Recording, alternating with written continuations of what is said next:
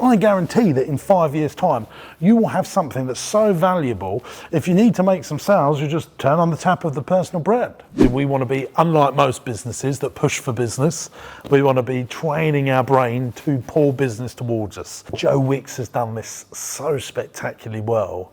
You know, from just doing Instagram videos every single day, has turned his life around to where he was pushing to be a personal trainer in London, and he was going out, you know, trying to get clients. He's now turned his life around where he's pulling so many opportunities towards him. He's on TV. I was in Costco the other day. He's got his own range of pots and pans, this man. You know, and I discovered this guy on, you know, Facebook doing Lean in 15 just 3.5 years ago, you know, and he has definitely become a marketeer of personal training that's allowed him to pull opportunities towards him rather than push for opportunity. Catherine, books, you've done that. You've pulled books towards you, pulled clients towards you through your books. Partyman, well, we've started Partyman TV, is building slowly followers, you know, and I've done this in my first business being a kids entertainer. I'd go into schools and do shows and build up a micro audience so that in effect you become famous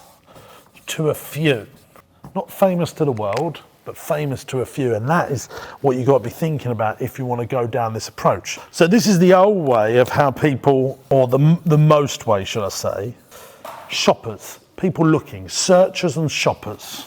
And they're looking for offers and the best possible deals. And down here is you have followers.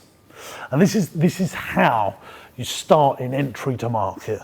You either have followers or you have shoppers and searchers. So I always say this is the person that's stumbling on Google looking for products and services. The next part is getting those people to become customers. At the top, the aim is to get fans for the business. We're looking followers to fans or shoppers to fans. In both cases, this works. That's just what we're trying to do is then get members and advocates. Up to this point, up to getting customers, you've got fickle people. Let's look at electricity, for example. You sign me up to an electricity deal, you've turned me into a customer.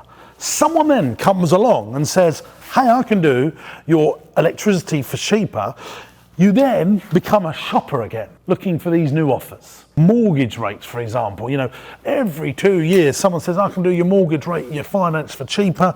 You then become a shopper again. If you can make people feel like members of your business. Now, this is not just members like traditionally like like a golf club or Netflix memberships, but actually making your customers feel like members. So this is why I love the day nursery model, because you get shoppers, they become customers because they interact with you. And here's the rule, guys.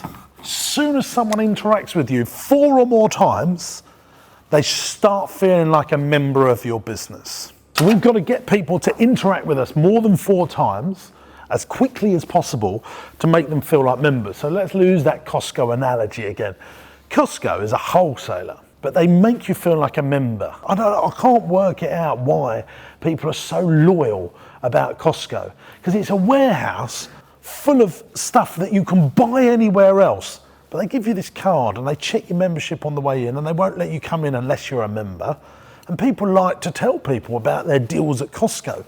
It's because they've managed to break this divide of getting them stopping being customers. People feel like they're a member of Costco. Over time, you make people feel like advocates. If you're very lucky, you're going to get fans. But let's just talk about the difference between advocates and fans here.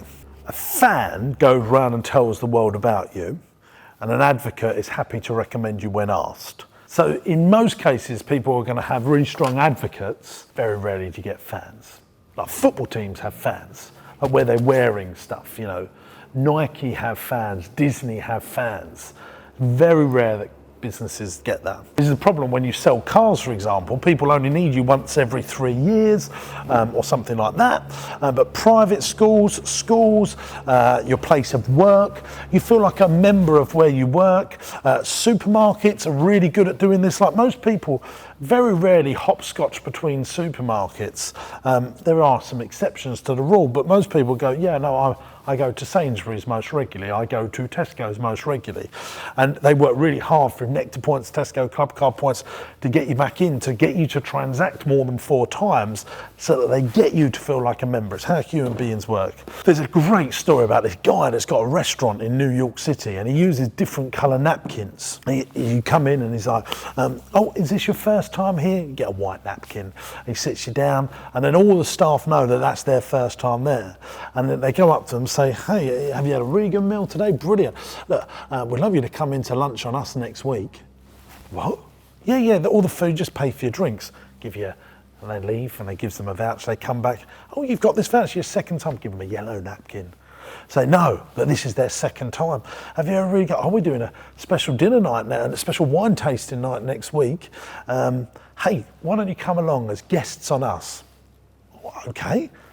They go, they come back, and they're doing that. Give them a green napkin. They know it's their third time.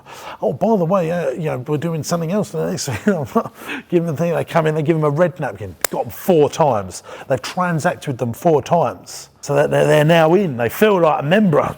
This is my regular. I've been here 4 times.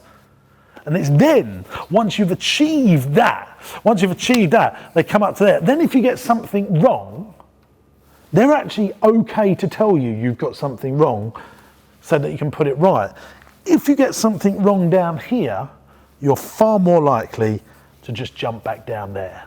And this is the crucial difference. So what I always try and get businesses to work really hard on is how can you get people to transact with you more than 4 times in quick succession to make them feel like advocates. It's not always possible because lots of businesses start from zero.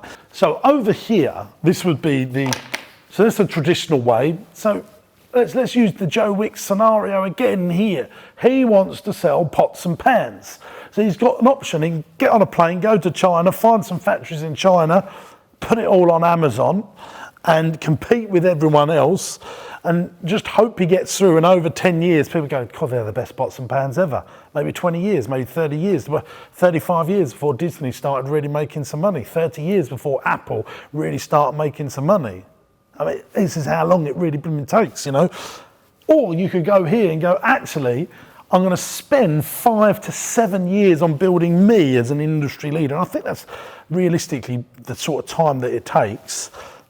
When you've got followers, they skip out a whole stage of the pyramid. This stage, the fickle stage. Remember what I said over here is these guys are the fickle ones, the ones that will continue to shop around. But when you've got followers, they even skip custom, they feel like a member of you. And in some situations, go straight into advocates just because they've consumed loads of your stuff. It's so strange. And in other situations, they go straight up to fans. So, people listening to Beyonce, and they think, I love this person, or I love Michael Jackson, or I love Elton John, or Frank Sinatra, or whatever. They go from, I've listened to some of this stuff, I'm following this stuff, I become straight up into fan situation. It's unbelievable. But all them scenarios and examples I just gave you, Frank Sinatra, Beyonce, Michael Jackson, you needed to be, one of 1,000 people out of 7 billion people on the planet to use this scenario. Most of us had to go through this scenario. But what I'm so excited about now is this industry leader stuff, is you can do this by being famous to a few. You can absolutely, like Catherine, you can absolutely do it. At Over Farm, you can absolutely do it.